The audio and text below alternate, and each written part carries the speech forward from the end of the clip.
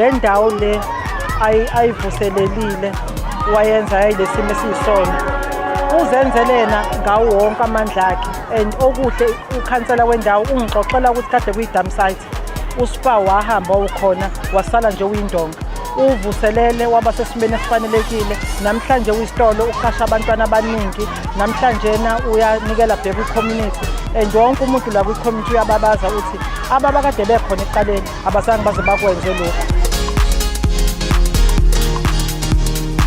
I've been to this place for hardly 2 months since ngithathe over uSpar noTops noBilly la eOsterville. So ngibona kubalulekile ukuthi njengoba ngifika nje kule community ngimusha kubalulekile ukuthi ngiveze ukuthi it's not about ukuthi ngizele ibhizinisi kuphela but ngifuna ukuthi ngifeel as part of a community.